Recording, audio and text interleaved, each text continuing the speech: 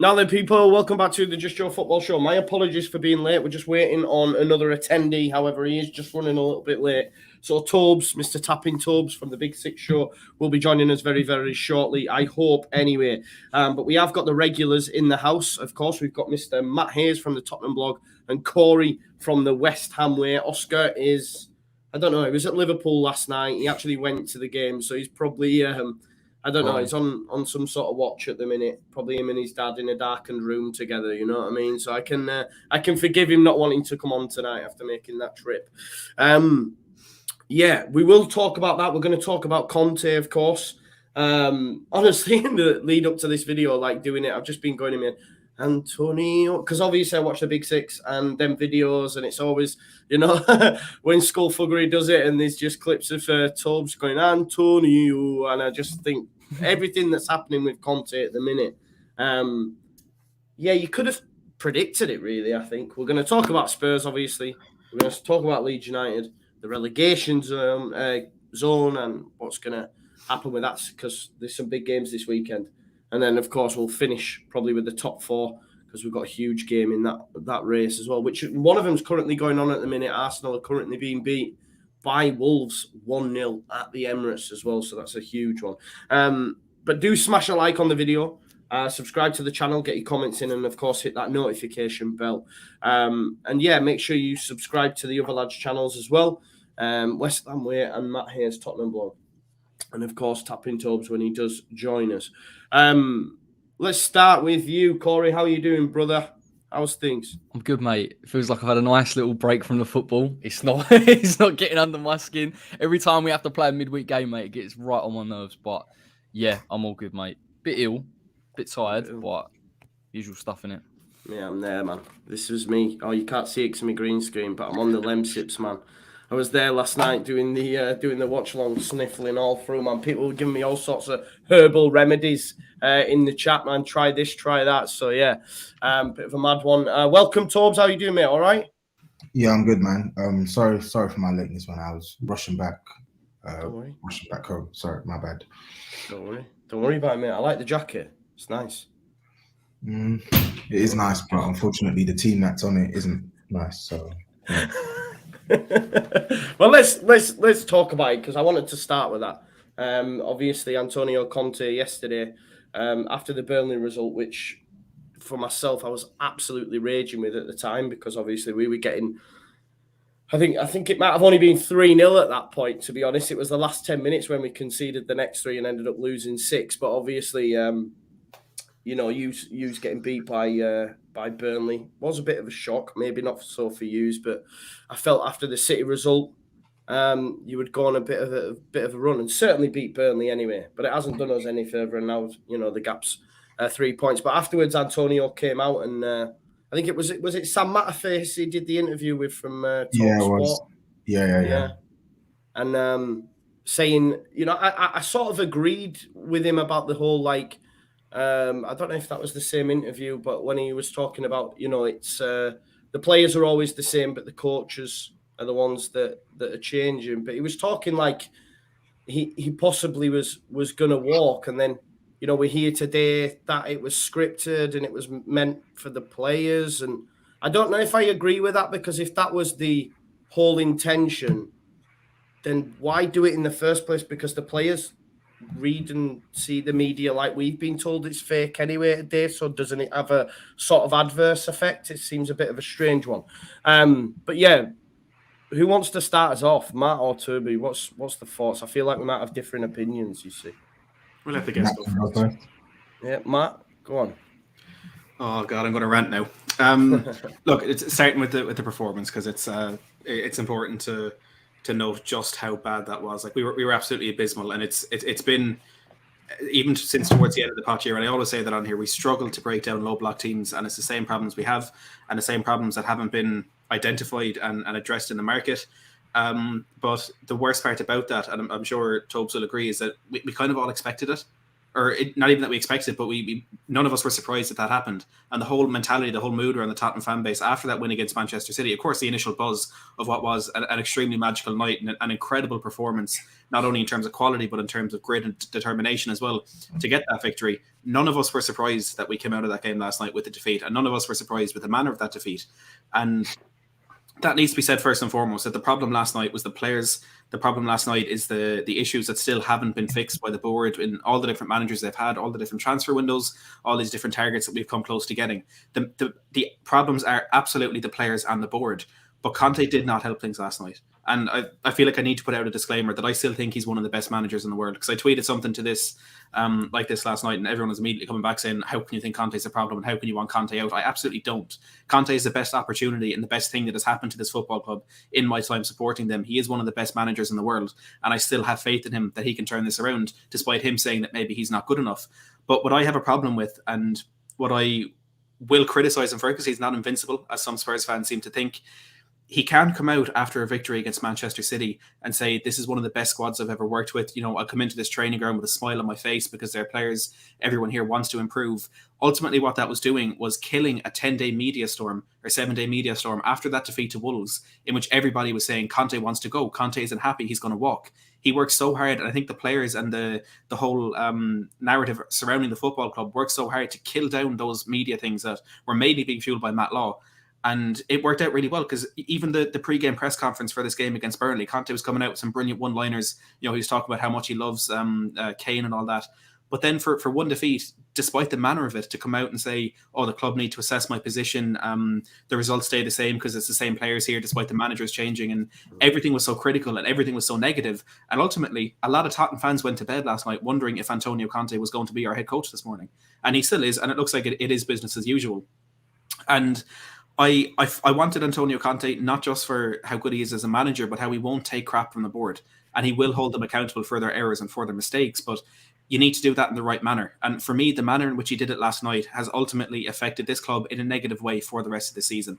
You know, you can call out the board like he did for bringing in 2 players in the January window and letting 4 go, which numerically makes our team weaker.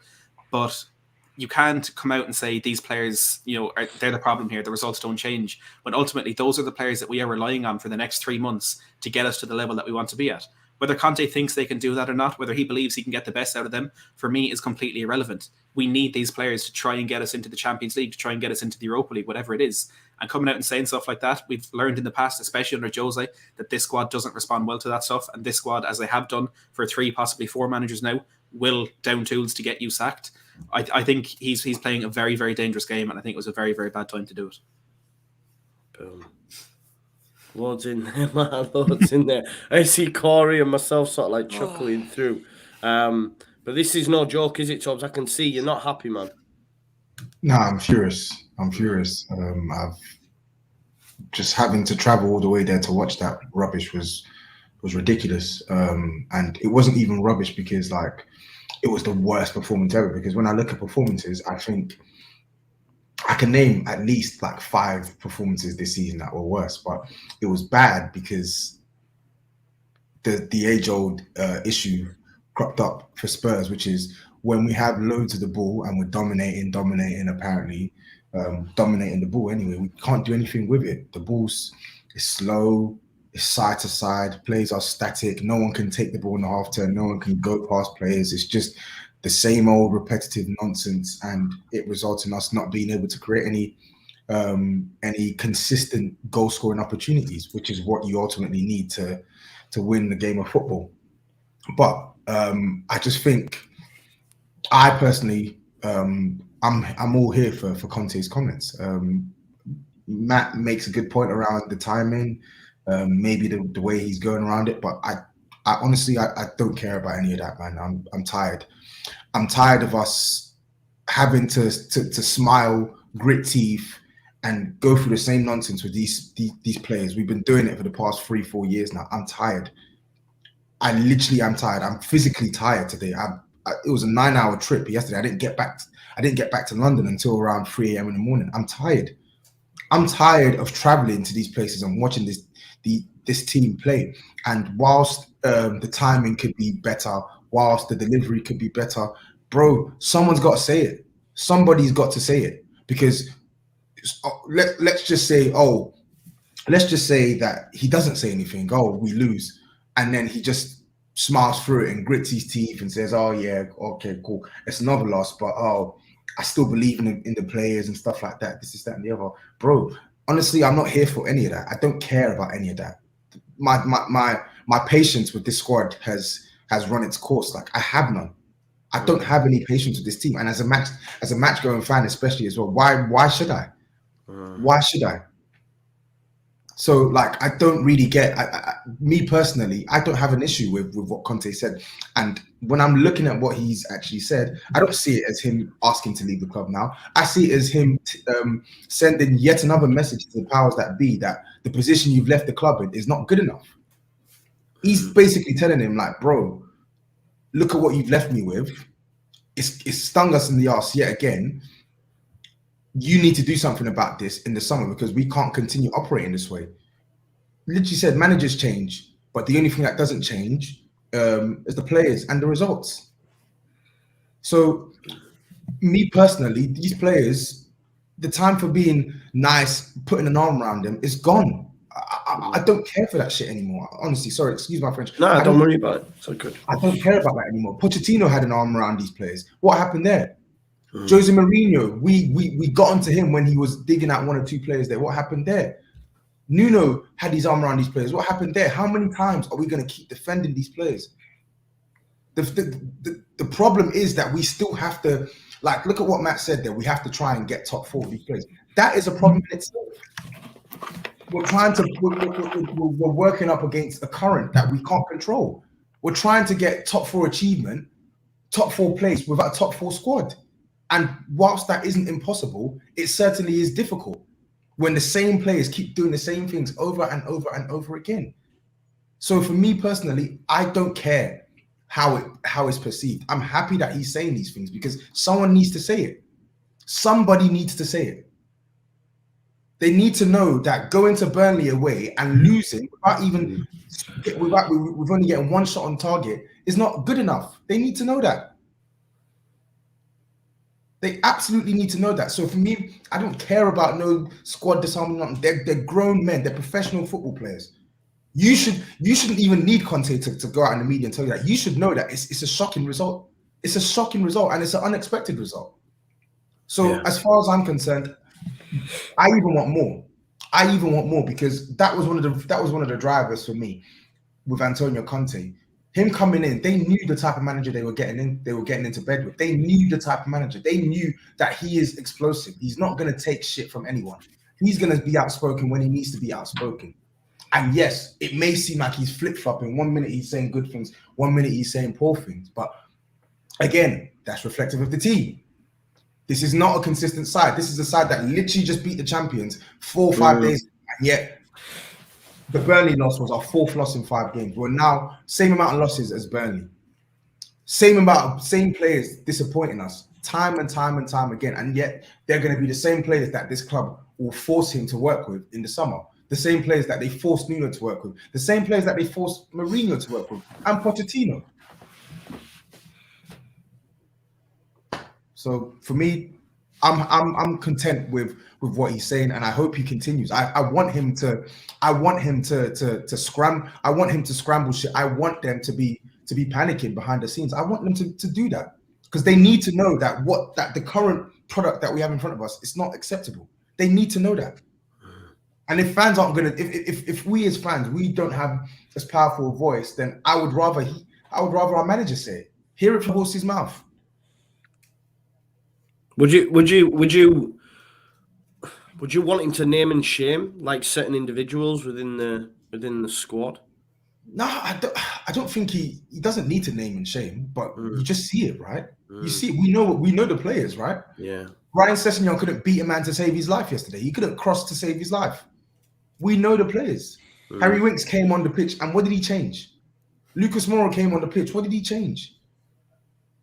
We knew we needed a right wing back in January. We didn't get one, and yet he's meant to work miracles with guys who can't cross, who can't defend, who can't do anything.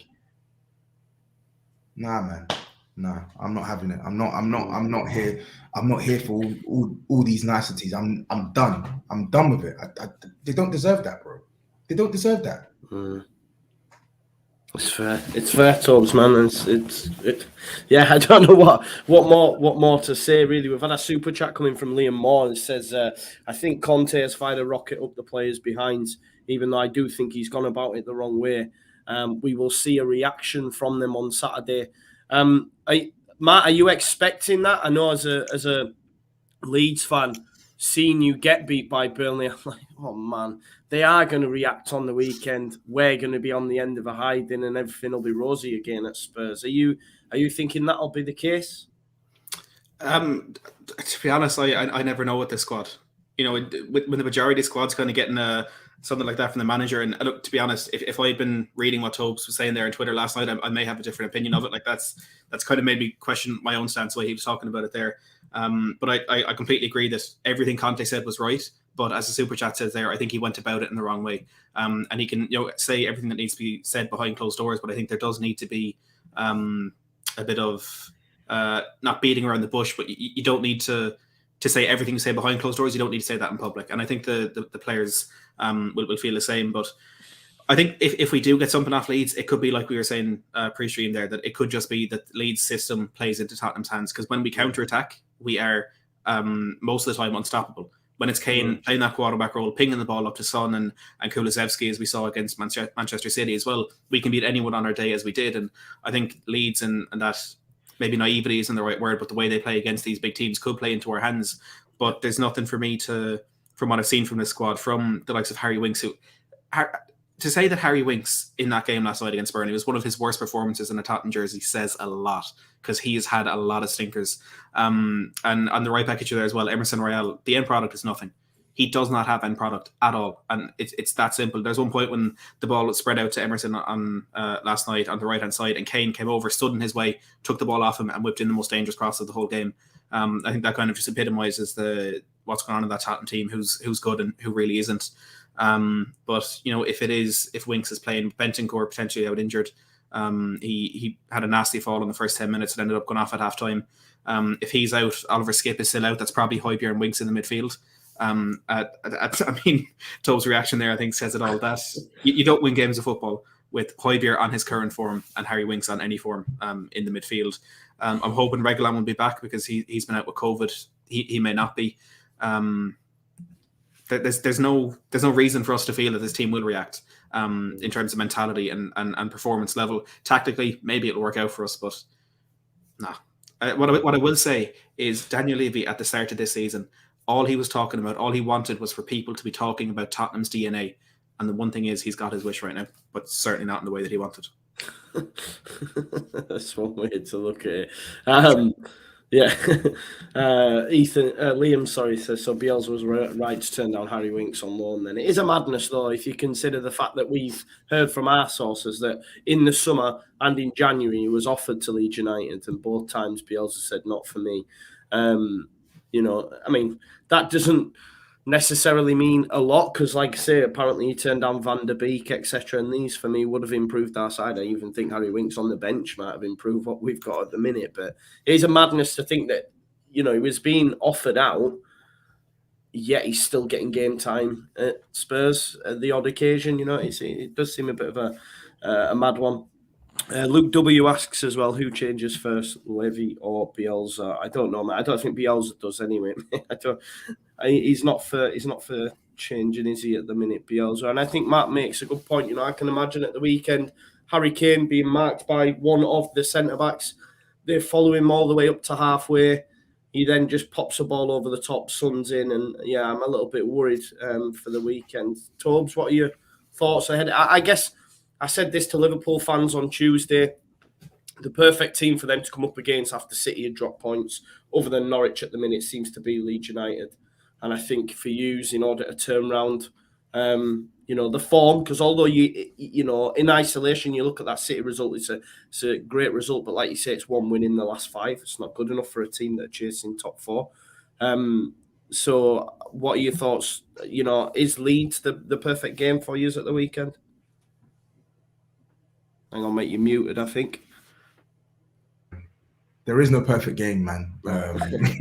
As Matt said, there simply isn't, man. It's just with this team, you look at it on paper, and you think, oh, with the way Leeds are playing, with the number of goals that you concede in, with like key players like Phillips that's still unavailable as well, and just the way you're defending, the defense is non-existent. You just look at it as, oh yeah, even Spurs can collect a couple points here, but genuinely, you can't hang your hat on this team. Like you just can't. You just can't, man. They're too inconsistent. We lost. Don't forget, we lost here last season as well. We lost there 3-1. Pretty abject performance from us again. So yeah, circumstances for Leeds are different, but it's one of them ones where I'm even going into games with Leeds thinking, "Rah, Spurs even going to win." I don't know. I'm thinking maybe I should view it as the way, because I remember speaking to KG, and I feel like the perception when you played, I think it was early in the season when you played Norwich. I think you won 2-1 at not Vicarage Road, at Carrow Road, Carrow Road, sorry. Yeah. I think there was that was the point in time where Norwich were literally getting slapped up by everyone. Yeah. And you lot were bad, and you were in really bad form. You went there, and it wasn't even a convincing performance, but you knew that you would have enough to win by virtue of how bad Norwich have been. And maybe this game could be like that for Spurs. Like, I don't think Spurs are going to go there and play fantastic football. I don't think Spurs are going to go there and smash Leeds 4, 5, even 3. I don't think that's going to happen. But what I do think is just simply by virtue of how poor Leeds have been, I think, well, we should really be able to edge it. Anything less than 3 points there is, again, unacceptable. But I could have said that for Burnley. I could have said that for Southampton at home. It's like I'm juggling my thoughts. I don't actually know. On paper, Spurs should win, but we know that on paper means sweet F4 for Spurs. Yeah.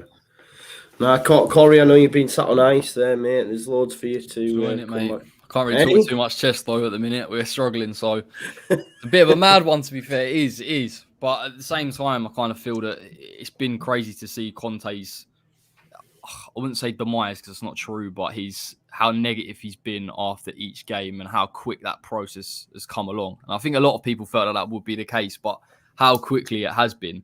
At the end of the day with Conte, and particularly with Spurs, they have a limited squad, and he's not the man for a real rebuild as such. So he is going to work with limited players. They are going to struggle in games like this. And I think he as a character can't stand losing. We spoke about the stat where I think he hadn't lost, I think it was 3 games on the bounce since 2009 or something crazy. And he's having to unfortunately come into a team where he can't deal with it. So I think you are just seeing this kind of back and forth of him praising the players. And let's be honest, the City performance was brilliant. So it is chalk and cheese from these different types of games. So he's right in that. But I just think him as a fit with Spurs, with where they're at, with Daniel Levy, is just so strange. And the way he was talking yesterday, I've got to be honest, I can't see him in there much longer. You know, I just can't see it. Even people talk about him in the summer. If he's already posturing now how poor they are, and like Matt said, the players see that as well. So then you got Harry Winks and the like saying, well, hang on a minute. You know, 1 minute you're probably working me in training, making me believe that I can do this thing, and you have seen slight improvements. And then at the same time, when he doesn't see it, he goes absolutely nuts. So I think it's not going to last, mate. I think it's literally 2-3 months, to be honest. And Spurs are on a sticky wicket. They shouldn't be losing. They should be getting something from Wolves if that's where they're competing and that's where Wolves are at. And they should be beating Southampton, and they definitely should be beating Burnley. So yeah, he can't deal with it. I think it's kind of important to realize that like the cycle with Antonio Conte is very different to what, like when it happened with Jose Mourinho, for example. We've already seen it starting to happen at Roma. It's happened everywhere he's been, where when he's got into this mentality and when he's been in the press giving out for Dele Alli conceding a goal against Stoke, or whatever it is he's saying about the players at Roma, that spells the end for Jose Mourinho. Where for Antonio Conte, that isn't always the case. You know, he did this at Inter Milan at the end of that first season, and he got back by the board, and they got Achraf Hakimi, they got Nicolo Zaniolo, they got Romelu Lukaku, whoever it was, and they brought in the players that ultimately won the league for Inter Milan, which was their goal. What we need is players that can get us into the Champions League, because that is our goal. So I don't think that this inevitably means it's a failure for Conte Tottenham, and we're now just counting down the days to when he leaves. I think this is it could be that, but it could also be that turning point, and that for me is where the difference is between Conte and any other manager. I mean, it still terrifies me. I mean, if we don't win, if we can't have any bit of success, if we can't hold on to Antonio Conte for more than 3 months, you know, even Sean Dyche was saying yesterday, he was asked about Antonio Conte's comments, and he said it's a bit refreshing, and it makes him feel better that he can see big managers like this having these problems. But if that's only really been exemplified at Tottenham, this job that we already thought was a poison chalice is absolutely going to be a poison chalice, and nobody's going to want to come near it, not only because of what the managers are saying, but with the treatment we've given to managers. Look what happened with Paulo Fonseca over the summer. You know, he was on holidays in Ukraine waiting to sign that contract, and we said, actually, no, we'll get Gennaro Gattuso. And we all know what happened there. But the one bit of hope that I'm clinging on to, and it may be a bit of stupid hope because it relies on Daniel Levy having a bit of self-awareness, is that if this doesn't work with Conte, if Conte's gone before the end of the season, for me, Daniel Levy and ENIC are completely forced out of this club. As much as people are trying to do that already, and as much as I do now think that will be the best thing, if Conte goes anytime soon, they are absolutely forced out of the club, and there's a change of regime. Whether that's for the better or not, we'll have to wait and see how that goes. But this is last chance saloon for them. It really, really is. I don't think he was under any illusion he was going to walk in and they were going to become world beaters. But I do think some of the Spurs' transfer business. I think Bentancur's a good player. Kulusevski's clearly got talent. But you look at that right wing back that he wanted. I think if we'd been sitting here and he said, I got my right wing back, maybe he gets a centre back, a centre midfielder, and like you see genuine ambition from Spurs, maybe the narrative's slightly different. Because at the minute he's essentially coming out saying, these aren't my players, these aren't good enough. And I think if he had more of those type of options there, you get a bit more leeway. And for me, when you're looking at his Spurs, you just need enough leeway to get him to the summer where you can go and invest and effectively bring in a couple more players as well. So I think Spurs are letting him down. I've got to be honest. It's a meal ticket. It's a meal ticket to have a coach of that caliber at a squad. Let's be honest, is very, very poor and was incredibly poor when Nuno was there. So yeah, I just think they've missed a trick. And I just think playing that risky game, particularly with Conte, which is what you're seeing now, it's going to let you down. And it'll be a mad thing. It's a mad thing for Spurs to get him. It's even madder to never back him. Yeah. And then where do you go from there? Do you know what I mean? After you've had Conte. Graham Potter, Brendan Rodgers. Oblivion, that's where you go. Keep the two of them away from my club. Sounds like Dyche wants it anyway, Matt. So maybe you get Dyche. No. Don't knock it, mate. Don't knock it. He's doing all right. Very close to the corner. But nah, he's not.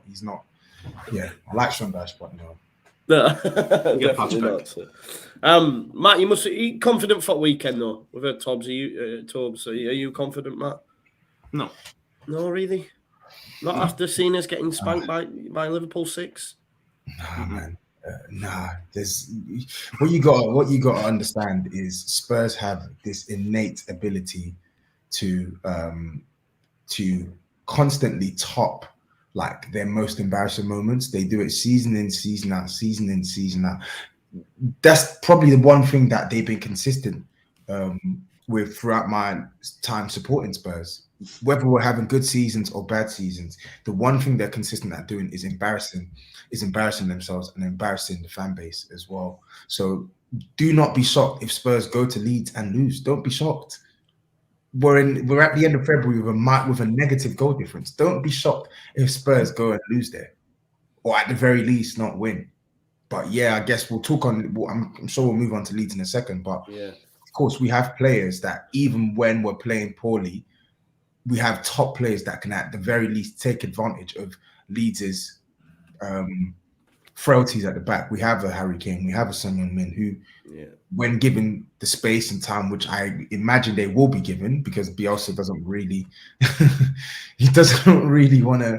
want to change with his sort of one-to-one approach. They can hurt you. So I'm sitting on the fence with this one, but at the same time, I just don't know whether to go all money in on Spurs. Yeah, it's bad because after Man United, I know we were still beaten, but fight back in the second half to an extent. I was like, do you know what? I'm writing Liverpool off, but maybe we can get something at home against Spurs. And then obviously the City result happened, and then Liverpool and all that sort of stuff. But I'm just not confident. I know it's the mad thing is with Leeds. We're not expected to beat Liverpool, and I'd already written it off but nothing can sort of mentally prepare you for 6-0, and then it just looking the exact same as other results that you've seen. So it's like, yeah, something needs to change. Now that, I'm a massive Bielsa fan, so I'm not, there's certain people in certain camps like saying we need to change it. There's people who watch my videos saying he needs to be gone and all that. I think that's a madness, but that's just my opinion. Everyone's entitled to theirs. I think the squad's come that far now and been worked under these methods for so long that to rip it up and change it now with only 13 games would probably have a worse effect, I think. But I do think we need to make tweaks, and he has done. Like, if we think back to last season, the back end of the season, we didn't lose at home to any of the top six. We beat like Spurs, we beat City, we drew against Man United, we drew against Liverpool at home, and I think we beat Leicester. We had some great results. So it does make tactical tweaks, and then we're thinking, right, okay, in the summer, but then he's just reverted back and just gone, right, let's go man for man against like the best ballers in the league and in world football, and it's always gonna be difficult to get results.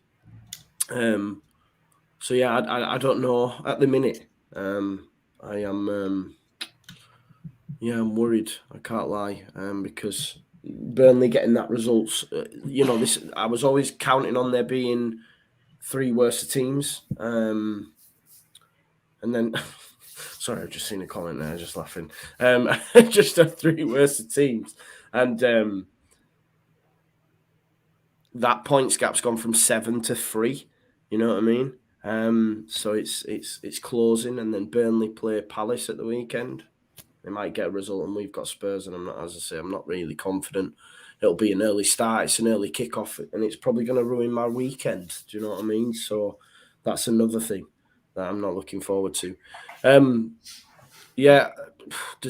know, Corey, can you give us any sort of hope? I know Leeds fans at the minute are down or like that. I'd love to, mate. I really would, but I just can't.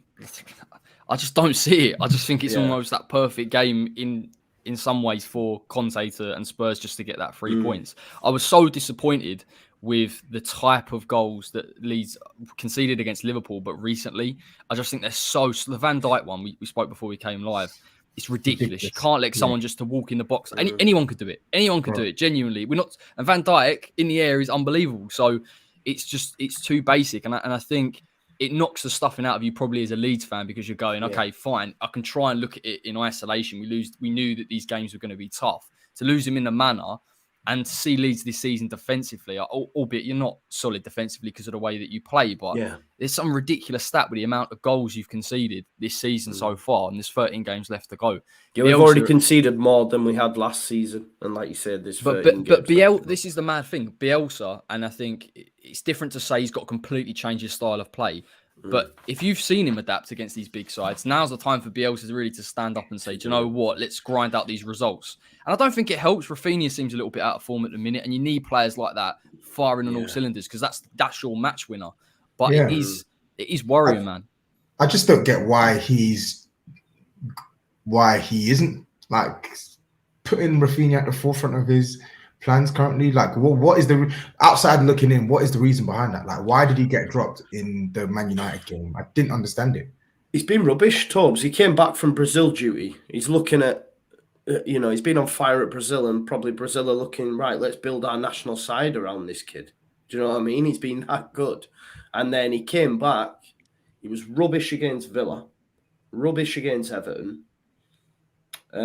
Obviously drops him for Man United, brings him second half decent, but then last night again he was garbage, like really, really poor. I get that, but do you not?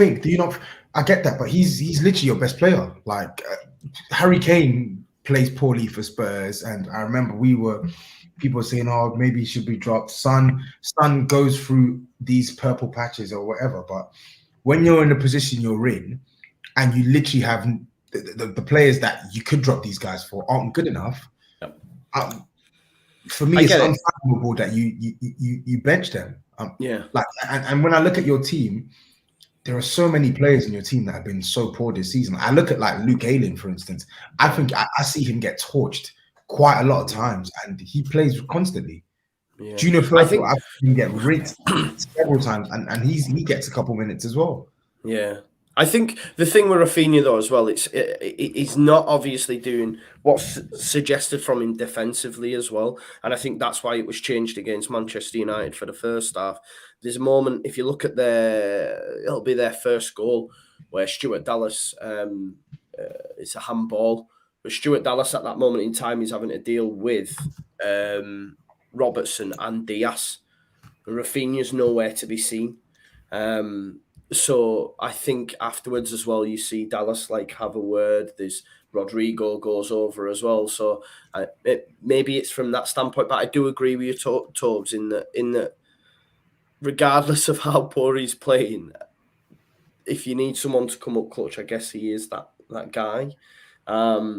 Yeah, I don't know. We need him to improve though for sure, because without Bamford, without Calvin, without Cooper, yeah, we're just missing the whole spine at the minute. I think we're told that Bamford and KP could be back for early parts of March against Villa, which would be huge.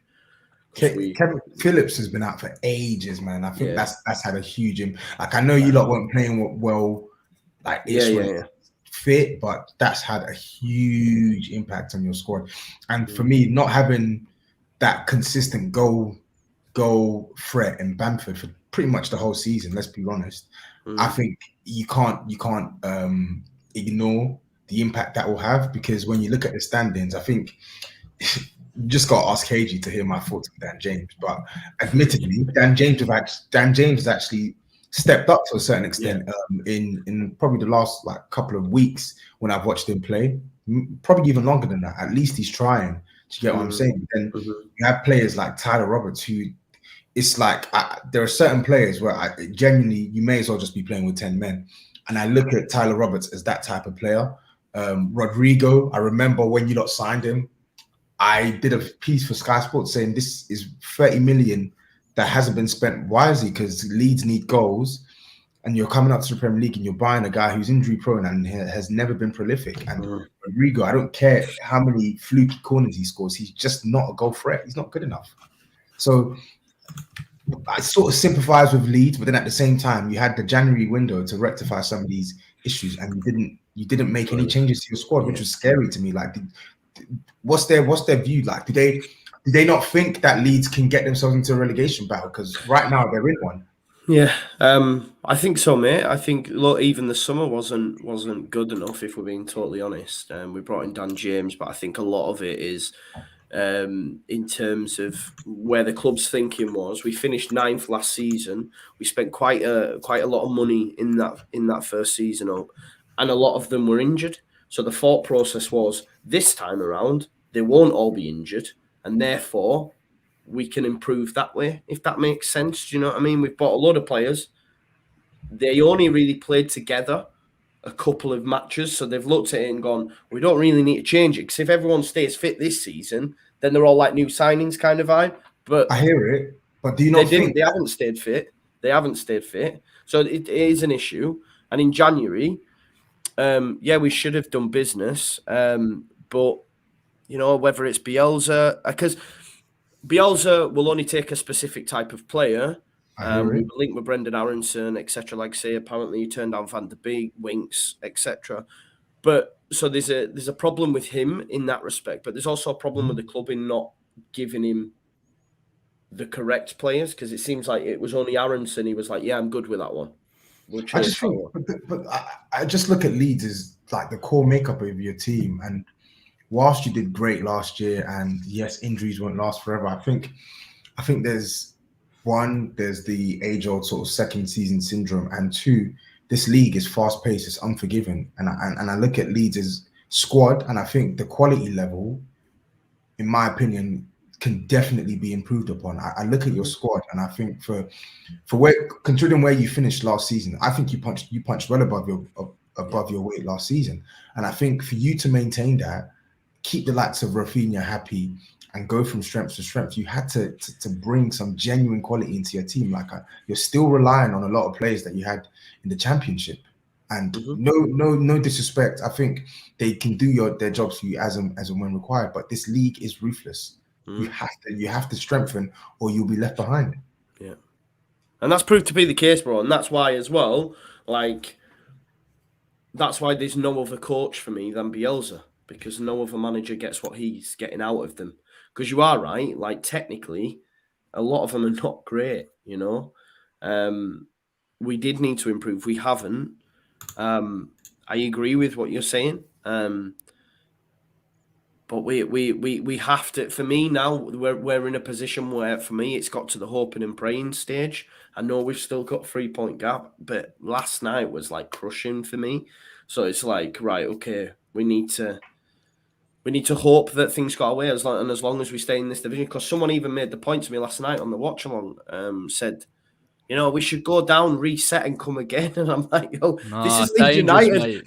That doesn't work. We're not Fulham. It's dangerous for any team, though, mate. We're not honestly. West Brom. No, exactly, you know. But there is teams that can do that, you know what I mean? And but that Leeds ain't one of them. You know, if we go down, that's us. Do you know what I mean? So it's probably a nightmare from a Leeds ownership point of view and trying to build a team sustainably in the Premier League, because you know that Bielsa's got so much faith in these players, and it may be misplaced at points. And you've seen some of your youth players, Bate, Gelhardt, they haven't really been given a chance that can come through and improve you, and yet they can't bring in the squad of players that you need to compete in the Premier League, and Bielsa just won't switch. So you're at a bit of a standoff. It's a tough situation to be in. I can understand people being at the point where let's just get somebody in, let's just fix it up, let's just try and, you know, keep it going and grind out some points. But you're at such a state now, you've just got to hold with it until the summer. And to be honest, I do think Bielsa will look at it and go, I don't know if I can take this group of players further. Because if he believes that this group of players is as good as he can get and he can't bring anyone else in, then I don't know. Something's amiss. Yeah, well, no, well, that's exactly true, it. bro. It is. That's exactly it. So yeah, that is. Yeah, Matt's had to leave us as well, guys. Matt's had to shoot, so just that's why he's dropped out. He's got something on. Yeah, no, you bang on, Corey. You know, you are bang on. But I do think, from what we hear, I think the club is going to make a change. I was talking the other day about Jesse March, the American, managed at Leipzig and Salzburg. We've been linked with Brendan Aronson, young up-and-coming American kid. Obviously, you've got the 49ers linked there as well. So you can already see their commercial arm sort of like stepping up a gear before they've even took over, really. Just thinking, right, what can we do? Let's get an American coach in. Whether or not that's the right or wrong thing, let's get, you know, Brendan Aronson in, who I do believe, you know, is a top buy from what we're seeing. But this is the frustrating thing again with Leeds, in that we were linked with Rodrigo de Paul. We were linked with Mateus Cunha. We don't buy them. They have exceptional seasons. They move on to top clubs. They're both at Atletico now, yeah. Brendan Aronson, we get linked with him. We don't buy him. He has a barnstormer against Bayern Munich in the Champions League. You know, he'll probably just, and I called it before it happened. I said, he will go on and just blitz it for the rest of the season. And he's already been linked with like AC Milan and stuff. Do you know what I mean? So it's like, sometimes it can be frustrating. But I do think we'll reset in the summer. And it pains me to say it might be probably for the best, I think. It's a big job, mate. It's a big job. Whoever comes in, if he goes, that's a massive job. Like, seriously, with that squad, and to get players in.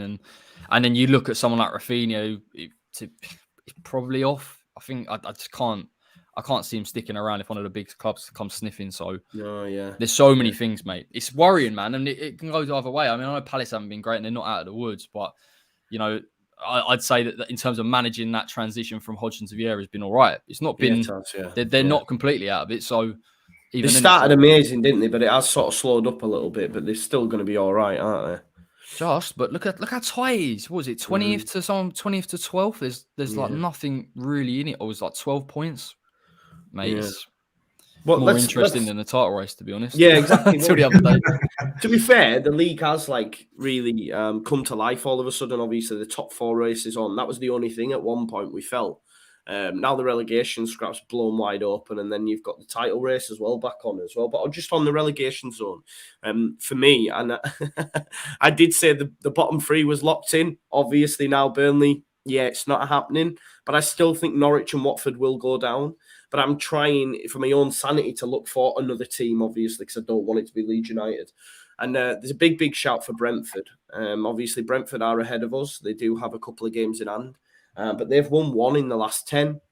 They had the issues with Ivan Toney. I don't even know if he's fit again yet, but obviously he was in Dubai, like, ready to, saying Brentford are garbage or whatever he was doing when he was pissed up.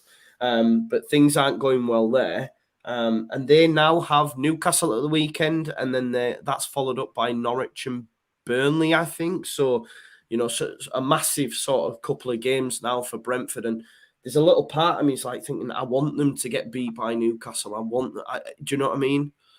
At the weekend, which will probably mean Newcastle leapfrog us and all that sort of stuff. But I just feel that out of the teams that are closer, Brentford seems to be the one. I don't know what your guys' thoughts are in terms of the relegation scrap. Tobes, who do you reckon are the three? Well, there's two that are dead set in stone. Norwich and Watford, they don't have a chance. They're going down. But the third one is tough, man. It's tough. I do think Leeds will have enough to stay up. I actually think I actually think Brentford could be sucked into it, I think Brentford leads. What do you think to Everton and Frank? Obviously, they've got City at the weekend. I think they'll stay up. I know people are saying they're in. Listen, everyone is in the dogfight there, but I think they'll stay up, man. I think they'll stay up.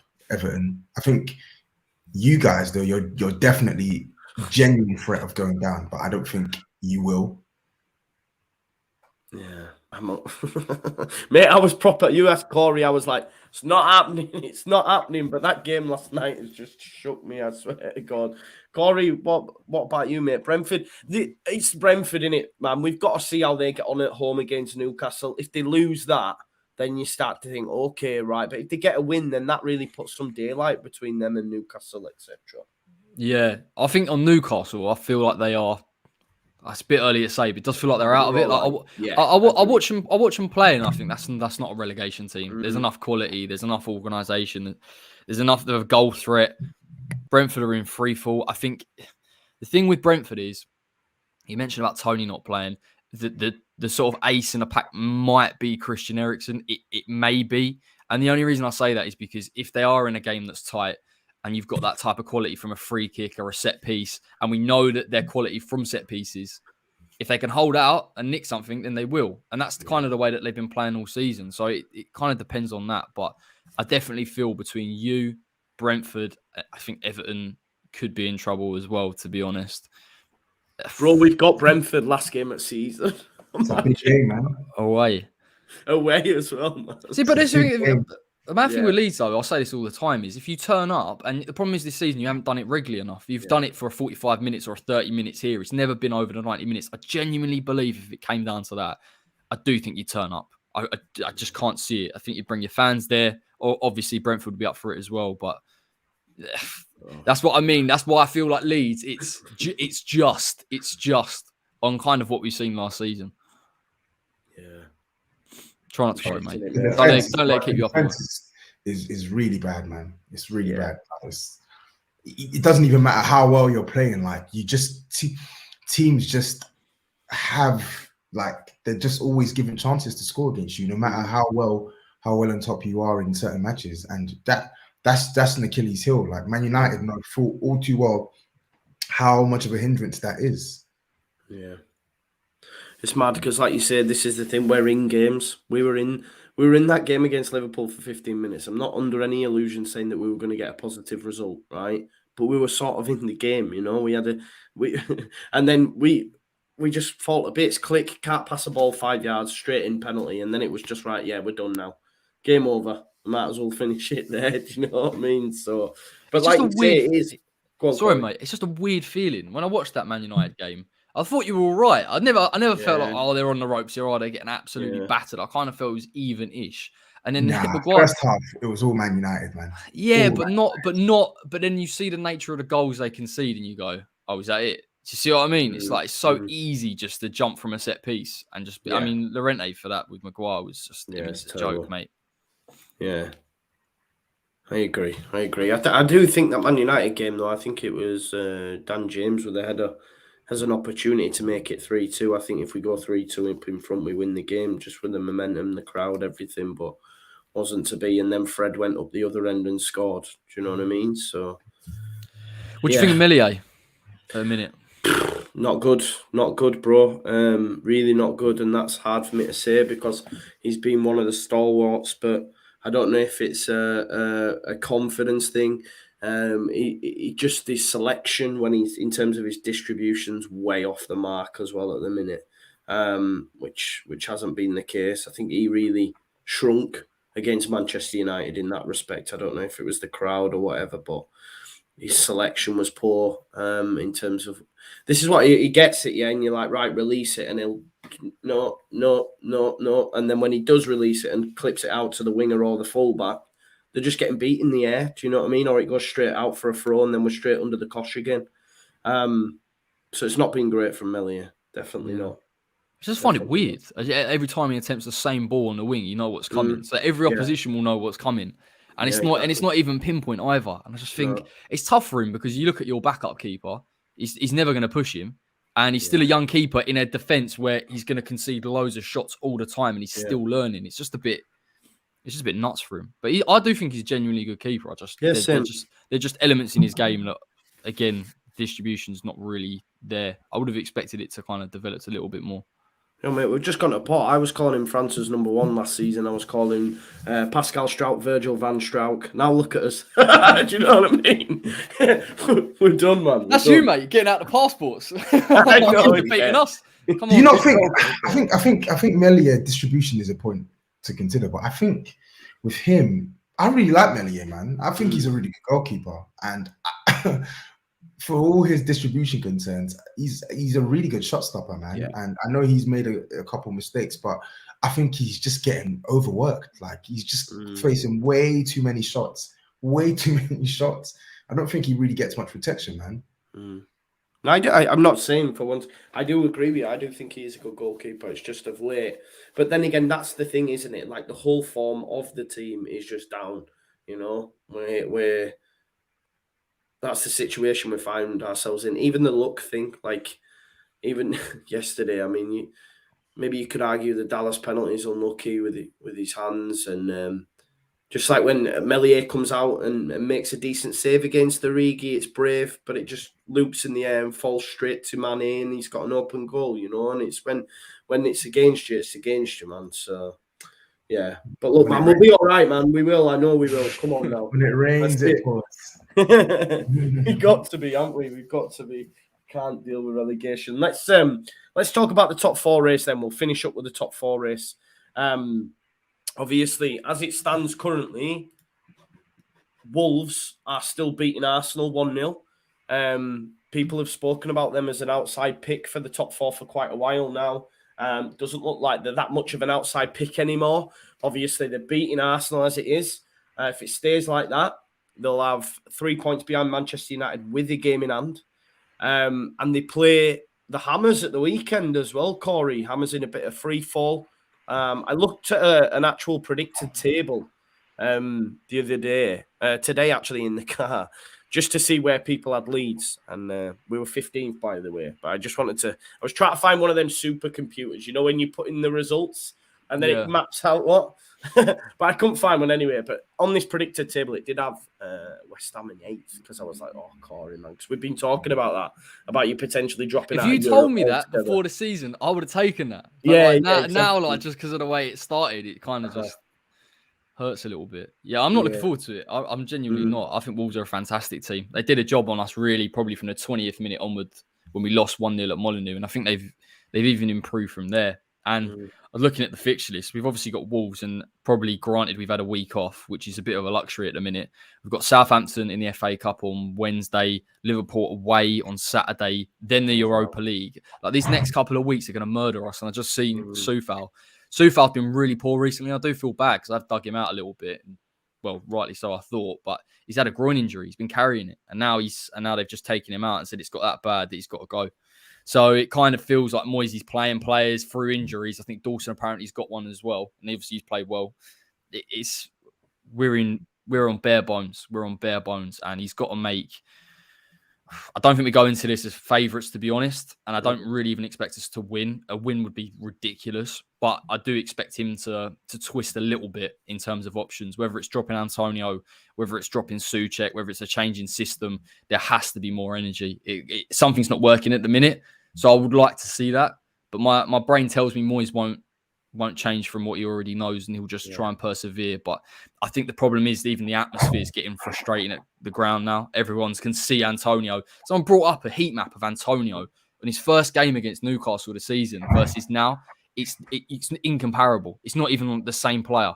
So we've got big problems with him, big problems. And I'm not a fan of Jared Bowen, the false nine. I'd rather keep him on the right. But if we have to do it, we have to do it, because sometimes with Mickey, and it sounds harsh as it is, it's like playing with 10 men in the second half of games.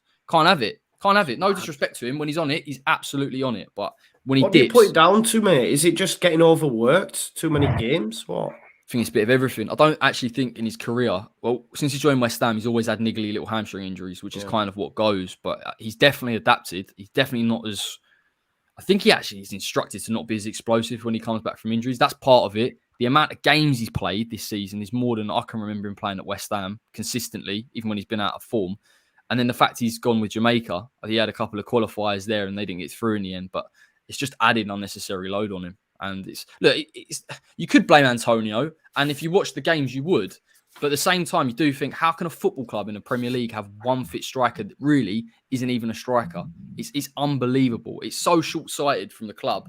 And even Moyes, to a degree, I'm sure he had options of some kind out there that he could have tried to have worked with. But it's Moyes. How can I knock him? His recruitment's been bang on. So but I do think he's a good enough coach to bring in someone that can adapt. And that's the only thing, even if it was for half a game just to rotate against the team he should beat.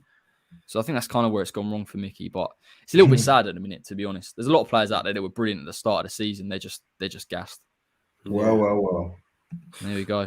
Yeah. Can't spend 60 mil on Dombele and all them lots. You know what I mean? It's bare bones, mate. It's big Craigie Dawson at the back. At the start of the season, I was hearing a lot of Antonio.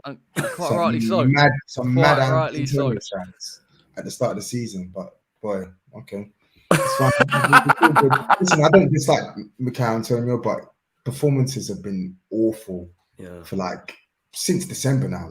Performances has been awful. I'm pretty much since that Arsenal game, the loss at the Emirates.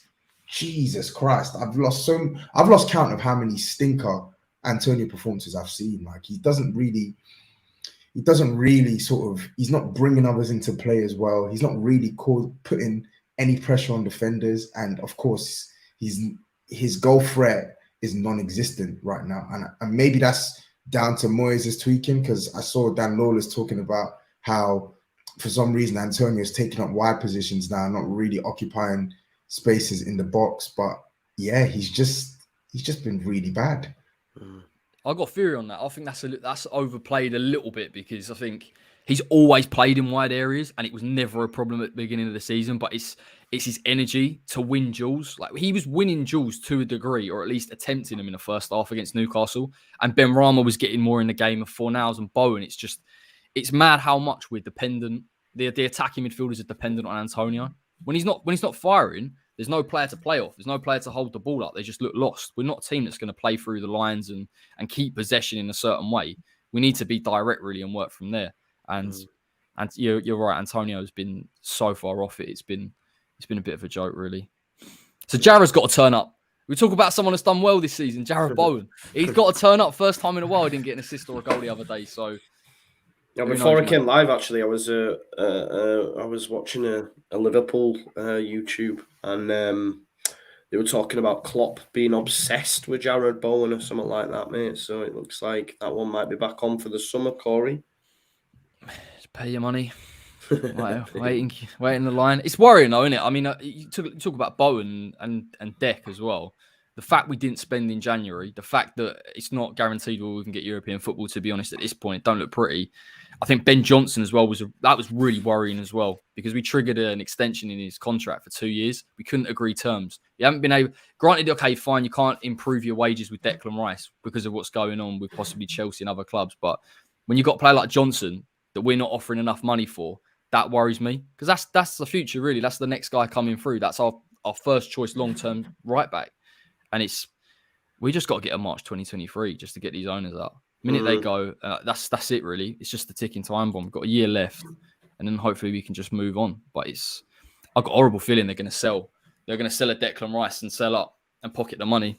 Yeah, probably, mate. What about this kid Oko Flex? I know Harmony, she's a member. She's always watching, so I thought I would put that to you, mate. What about this kid Oko Flex? Is that how you say it? I'm assuming. Yeah, Armstrong Okerflex. Yeah, he's good. Yeah. He's good. We bought him from Celtic. He was on a free anyway. And obviously our under-23s have been banging him in. I think we're either top or second.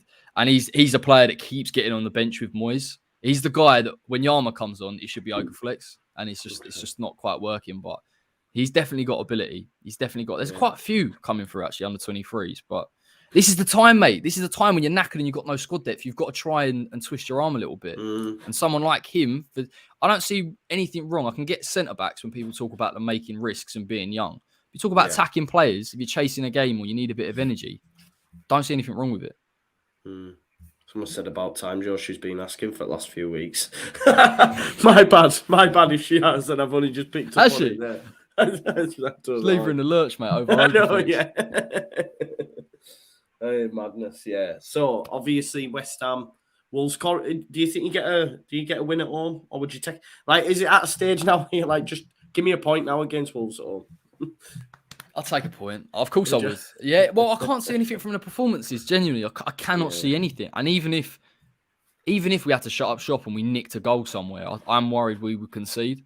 So I think a point just to tide us over, to pen Wolves back a little bit, is going to help us. And I think a lot of fans would take that at the minute. I just want a consistent performance. I haven't seen one since about the end of December. It's nuts, Wolves are not going to be easy, man. I'm literally they're just very disciplined, man. Yeah. Very disciplined, and they actually play some good stuff. I'm seeing the background against Arsenal. And yeah, man. They're looking at good value there for their 1-0 lead.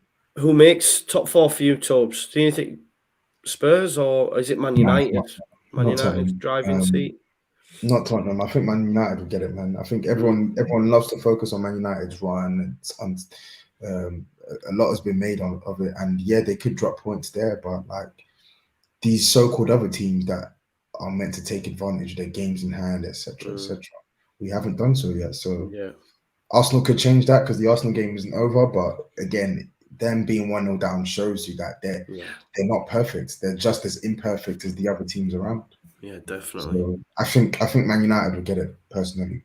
And Arsenal, I'm just looking because obviously there's still a few games that are yet to be played or rescheduled, and you know Arsenal have got obviously Spurs, they've got Chelsea as well. So so it's some difficult games for them. So it'd be madness if I hope Wolves do it, but I am starting to think myself now. But it changes, man. It changes all the time. But I am thinking that it may well be Manchester United. They've got Watford at the weekend, and it pains me to say it, but I want them to beat Watford. Do you know what I mean? I can't be any other sides getting positive results, man. I can't deal with it right now. You're in a dogfight now, aren't you? Yes, big time, man, big time.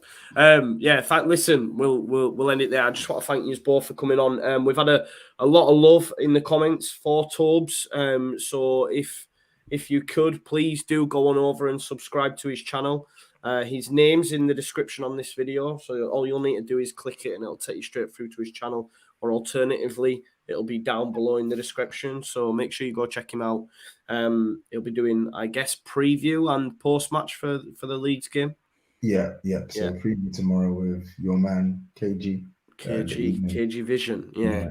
Yeah. I to be honest, I sat and listened to KG's video earlier. I said to him, I messaged and said, listen, I don't want to listen to it, but I have to listen to it. I need some cold, hard truths. I was listening to it last night on my way back. Yeah. So, yeah. He's talking about like people booing in the ground and that. I'm like, what's going on, KG? Obviously, I'm not about to start doing that, but yeah, I think sometimes you need it. Sometimes you need to hear like cold hard truths, because I can sometimes be a bit. It'll be all right all the time, and I just was like, nah, I need to listen to this. But yeah, Corey, thanks as always, brother. What's going on the West Ham way? Wolves preview, and then unfortunately I'm gonna have to review the game that I'm not really looking forward. I don't want to see it in live action. Neves and Moutinho control the tempo, but yeah, I will put out videos for it, obviously. Good man. Yeah, make sure you show the love to Corey as well. He's here all the time. I'll be back tomorrow with Gaz. Bit of a light-hearted look at Leeds United if we can do that. So that'll be live at 8 p.m. And then, as I say, I'll have some post-match stuff after Spurs. No watch longer oats. I'll be at the game. So yeah, Tobes, are you going to the game? Are you travelling up to Leeds? Nah, I'm not. I think I couldn't get a ticket, but to be honest, it's for the best. I think I've had enough northern adventures for at least a good couple of months now. So, but the Manchester one, I was watching the Big Six, and you said I can't wait because Manchester's like my. That must have been some night after you get that result against City. Yeah. It's because I love Manchester as a city, but it's just then making a similar trip to it's a Burnley of all places. Burnley is just rough, man. Yeah, it's rough. It's dead. Yeah. Nice one anyway. Thanks very much for both coming on. Big shout out to Matt as well, who was always here. And thanks to everyone that's watched the video. Please smash a like, and if you can, enjoy the rest of your evening. I'm going to leave.